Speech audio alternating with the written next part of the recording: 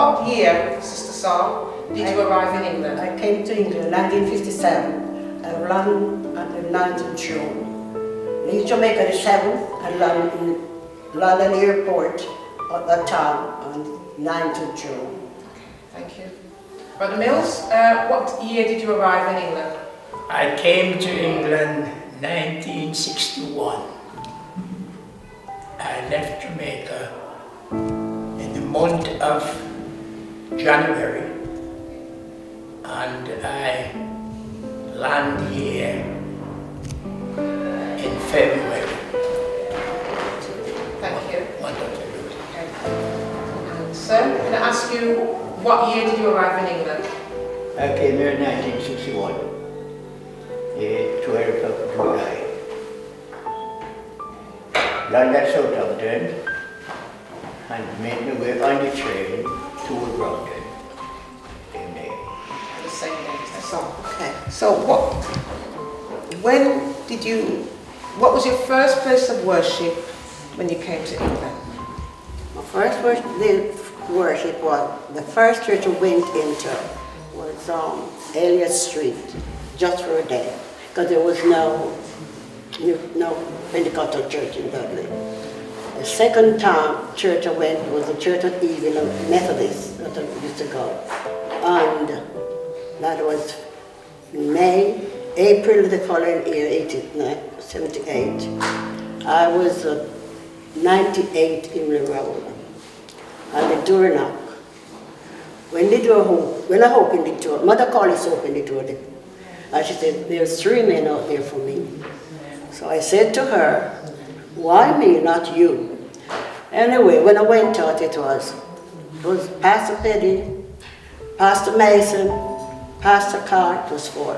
Pastor Petty, Pastor Mason, Pastor Carr, and Pastor McGregor. McGregor, yeah. He was just God saved, a young man. I said to them, "My room not very tidy, but you can come in," which was an excuse. And they encouraged me, and we had a good talk and things, and I introduced him to a few colored houses, because there wasn't much colored houses at the time. And so from that day, I get in touch with Pastor Benny. We get very close, and the same year we had, he invited me to the YMCA in Wolverhampton, and that's where I took my membership. And so, Brother Mills? Yes. Well, when I came along, I think the church have started about 3 or 4 years before I came here. Afterwards, the church started to progress. People come along from the West Indies, and when they come and you look to see that doubtlessly the number going to improve. But some didn't stay long. They come to Dudley, but they move on to Derby, they move on to Manchester, they move on to London, and sometimes you never get them back. Thank you so much, Brother Mills. Okay, sir? Yes, as I said, came here 61. Well, I was a Christian from Jamaica. I was a member of the Tabernacle of Faith Baptist Church. When we came here, I didn't know any other churches, so we had a little job off the Stafford Road, and one Brother Gristle was working there. And he asked me, Christian, I said, yes. He said, what church you go? I said, I go down to the Baptist church in Dorset Road. No, I said, I don't go to another church. He said, I go to the church in Dorset Road. Would you like to come with us? I said, yes. I've been there for a couple of months. Where I was working, they say Joseph Bennett came one day and he asked me, are you a Christian? I said, why you ask me that? Are you a Christian? He said, yes. He said, what church you go? I said, I go to the Baptist church in those funerals with one brother Grisel. He said to me, would you like to come with us to Dudley? I said, Dudley, where's that? He said, I'll take you there if you will come with us. I said, okay. I came, he said, ask me my address. I told him my address. He said, I'll pick you up on Sunday morning. He picked me up Sunday morning, came over, asked me if I'm coming that evening. I said, yes. Picked me up the afternoon. He said, do you like the church? I said, yes, of course. He said, why I asked you to come to Dudley? We are preaching out a new field in Dudley and we need some workers. So you would be just fit in. I said, okay. He said, well, if I don't pick you up, the pastor will pick you up.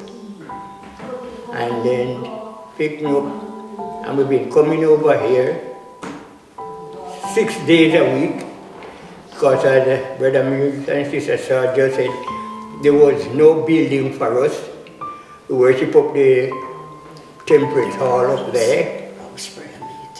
And prayer meetings, go to Sister Saa's home, go to Brother William at Tame Road, go to Sister Gail at Burntree. It's all homes prayer meetings, all over the place. And carry on. We leave from there down to the school hall, Wolverhampton Street. From there down to the cellar. And we've been moving all along, and so until God help us and we acquire Queen's Cross. And then from Queen's Cross, evangelizing all over the whole Dudley. Even Reddish Church is the Dudley who preach it out. Tipton is Dudley who preach it out. It wasn't Tipton, it was in Wednesbury. And then preach it out until the organized church, and they come to Tipton. And we work tirelessly. I can remember I just come from work, Pastor Petty will drive up at the home. Brother Dennis, you have a dinner yet? I said, no, sir. He said, you got to have a cup of tea, we are going. And we are ready, as I said, there, Wednesday, all over the place.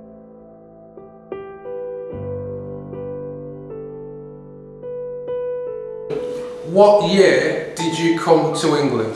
1960, 1960. Can you remember the month? April 1960. And how did you actually arrive in England? Did you travel by plane or was it boat? By airplane, By a plane. a plane called the BOAC that time. Can you remember how much it cost you to travel from Jamaica to It England? cost me £85 on the plane. Is that £85? So would you consider that as an expensive an expensive way to travel? It was a little cheaper on the boat, but I chose the plane because it was faster, quicker to reach here. Can you remember where you actually landed? I landed at Gatwick Airport. It was about 8 o'clock in the night. So £85 was a lot of money. yes, right. So I'm going to come back. I'm going to come to you, Brother Mills, as well, because I don't think we covered this in the last interview. Did you also travel by plane? Me? Yes. No, I traveled by boat. You travelled by boat. Okay, so I know from speaking to my dad, he travelled, Reverend Johns, by plane as well. So I guess when you was in Jamaica, you had to save a lot of money to commit to that journey. The possibility of raising that fund to come to England, it was not cash, it was my father who loaned me that money. Okay. To come to England. All right. Did you ever pay him back? Of course it did. So I have to ask that question. Yes. Yeah. Okay, so you came to England, you landed at 8 p.m. And it was Gatwick. Yeah. Okay, so you came off the plane, you went through the airport. So where was your first place that you stayed? I came up to playing at Gatwick actually. I was transported by a bus from Gatwick to somewhere where they do the checking out. It was I think it was in Waterloo. When you here in England? No, my auntie was here before me. She came here in 1955. Okay. But I didn't came to my auntie. I came to one brother, Reed, who was part of the church which I grew up into. He was a deacon then. Okay. And what part of the country was Brother Reed living in? Well, he was living in Wensfield in Wolverhampton, Welling Hall. Okay. But, Okay. All right. So you came to Wensfield. Well, you came to Welling Hall. Okay. So what was it like? Okay. So one thing that was that Brother Mills you alluded to was the fact that in order to secure a mortgage on the property that we know as Queen's Cross, we had to have. Oh, you've mentioned guarantors. Yes.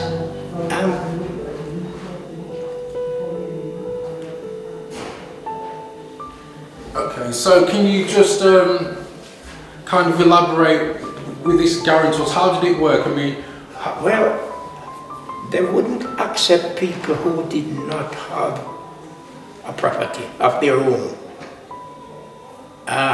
It's only people who have property of their own, like Alfredo Williams, who was living at 9 Thames Road, Brother Bruce, who was at Ivanhoe Street, and I also was at Ivanhoe Street first. But when I get my my property, I went to Park Hill Street.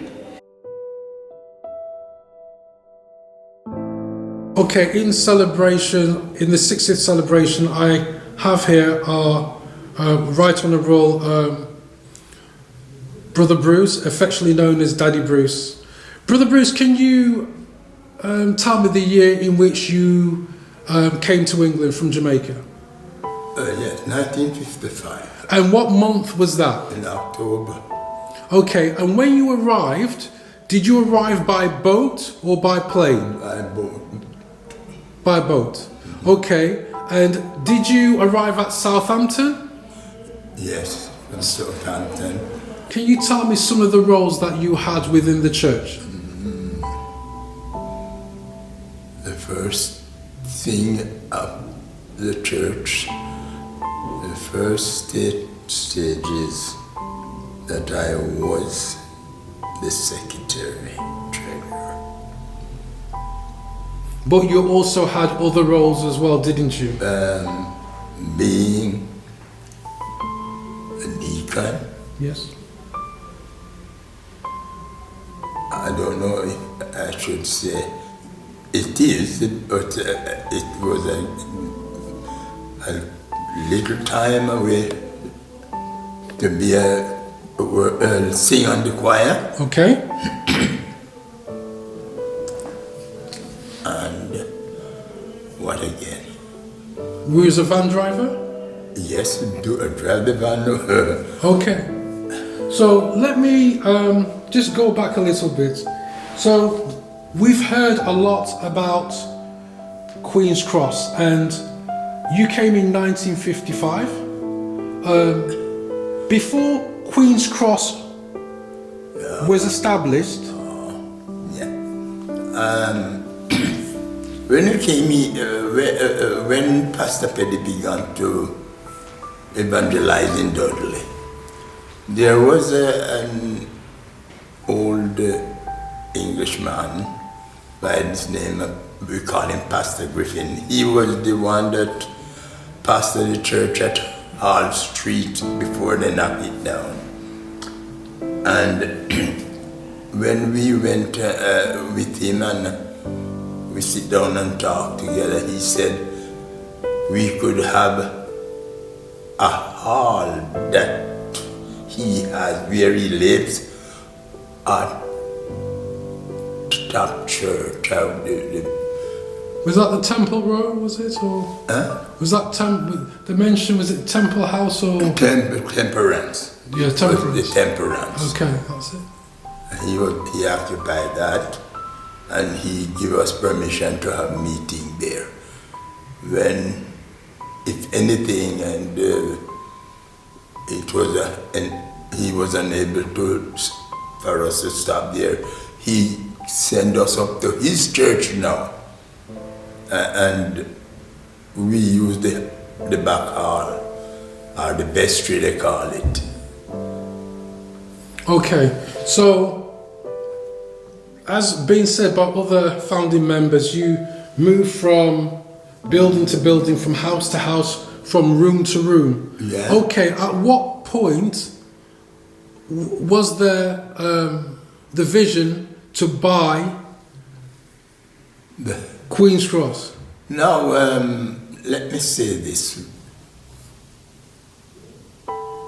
We could not buy a church at the time.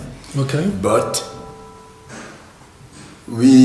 through going with Pastor Griffin, he was an Englishman, and then he was trying for us to get a place. So from the Temperance, we went to a schoolroom on Wolverhampton Street. Okay. There. From there, I think we went to the cellar. You hear they talk about the cellar? Yes. We went down to the cellar at Himley Road. Brother Burrell family house, and we use it as a meeting place. And we have a good time down there, as much as it wasn't satisfactory, but we have a good time there. And it's from the cellar, we leave from there to Queen's Cross. Somehow we get Queen's Cross to buy. Okay.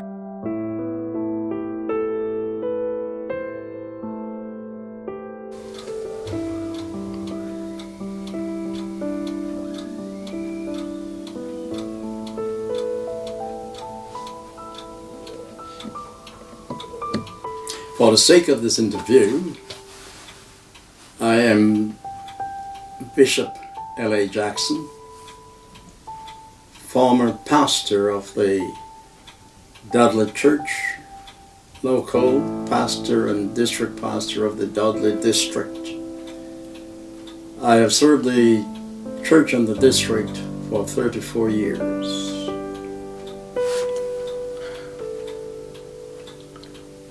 Okay, Dr. Jackson, can you actually tell me the year in which you came to England? I came to England in October 1959. I landed at Southampton on the 21st of October. I arrived in Wolverhampton on the 22nd of October. I finally went to 150 Hilton Street. The house was owned by Reverend John Bryan and his wife, Teresa Bryan. It was there my cousin, a distant cousin, who had received me. That was where he was living. Okay, so what was your first experience when you came from Jamaica to England? What was the first things that stuck out in your mind? I mean, you've travelled from quite a far, and in fact, how did you actually get here? Did you take a plane, or were you travelling by boat? No, I came on the boat. It left Jamaica on the 5th of October. Called at either islands, which I can't really remember now, but it arrived in Southampton and the 21st, Thursday the 21st. Okay. So what was your first initial reaction or experience in coming to England, the island of England, I should say, or maybe just Great Britain? What was the things that you noticed straight away? It was a different climate, but it was October. It was beginning to be dark when I got to Wolverhampton at around 3:30 in the afternoon, which was quite different. Then it was beginning to be cold. To get warm, we had to use paraffin heater to substitute the climate that we have left behind. Okay, so coming from Jamaica to England, travelling up to Wolverhampton, okay, can you tell me the first, because I'm making an assumption, and I think we've had this conversation maybe off camera, obviously, that you arrived as a Christian. What church did you attend at Wolverhampton? Well, in England it was the New Testament Church of God. Church in Wolverhampton. It was housed in the YMCA Hall and off Stafford Street, I think it was. A broad street in Stafford Street. I arrived on Friday.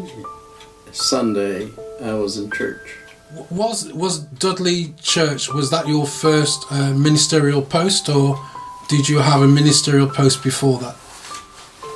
No, Dudley was not my first pastoral position. I had two other positions, one in Redditch in Worcestershire and one in Wellington at the time of Shropshire, Telford now. It was from there that I was asked to take the pastoral position in Dudley, which was 1976, the 8th of August. So your assignment to Dudley Church. So, in terms of your pastoral assignment at Dudley Church, where was that exactly? Where was that? Was that? I've heard people talk about Queen's Cross. I've heard people talk about Tempest Row and things like that. Where did you officially They start? took over by then. The local congregation in Dudley has acquired a place at Queen's Cross. So when I went to Dudley, I went to Queen's Cross, where the congregation was now settled down. Okay, so how long were you at Queen's Cross? Approximately 6 years. Okay, can you remember the year? I think we moved from Queen's Cross in 1982. Okay, Thereabout, and in May. so Dudley Church relocated to Woodside. Woodside, yes. Okay. Okay, how did you feel about the relocation from Queen's Cross to Woodside? I've heard many have spoken fondly of Queen's Cross. What was the reason for the relocation from Queen's Cross to Woodside? It simply means that the congregation has outgrown the capacity of Queen's Cross, which was more like a house chapel. We had the opportunity to move into Woodside, which had greater capacity, greater features for growth and development of the congregation. We're preaching out Tipton and form it into a very progressive church group of people in the end of it. So that was very good. But the fact is that I began to appreciate the fact of the characteristics and the feature of the building and what the building in Woodside have developed into. Yes, I know that you started the renovations and you completed a phase of renovation to the building, which included not just the interior being done, but we had a new sound system, a new stage. It was a massive undertaking, and that was completed. And Reverend James has continued in that same fashion to add extras to it and to bolster it. As a minister, you must, just as members as well, you must be able to take satisfaction to say, well, look at the nice church that we have now. Look at the facilities that we have. We've been in a very fortunate position. Yes, I must confess, really.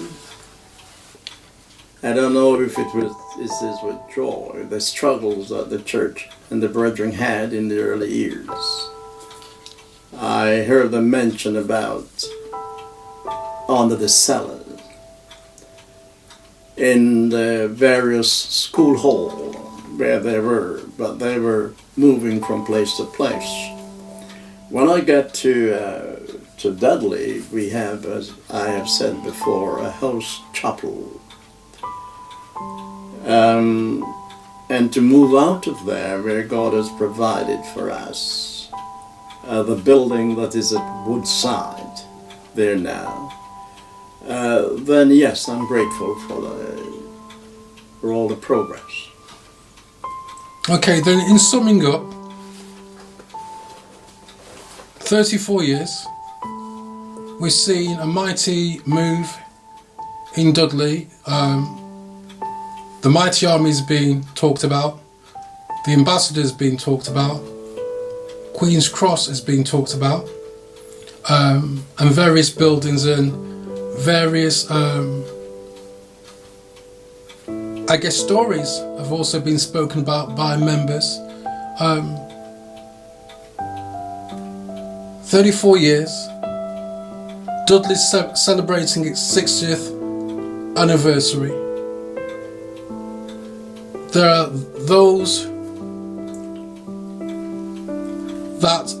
who have served but are not with us now, but we will commemorate, we will remember them. In summing up, what is Dudley Church in its 60th anniversary to you? What does that represent?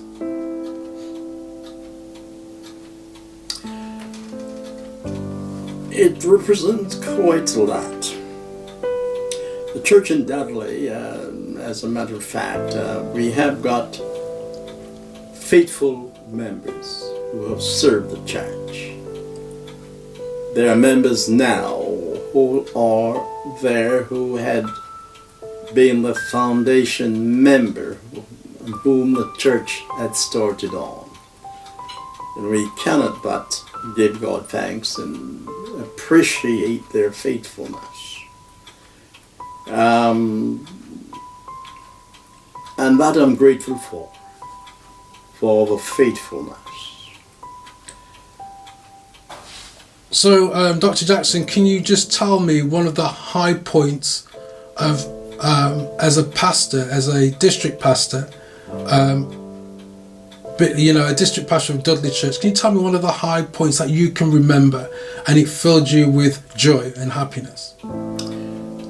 Yes, it was the point where I was able to appoint ministers into the church. There were at least about 4, 5 in the local Dudley church. There were 3, 4 out of Albury, 3 out of Albury. Yes, and 2 from Tipton. They was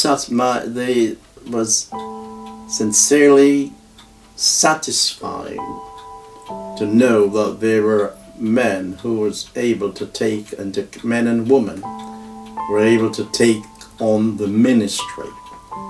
And I think that there are some of them that are very successful today, having their own church, their own congregation at this point in time, and that I feel very satisfied.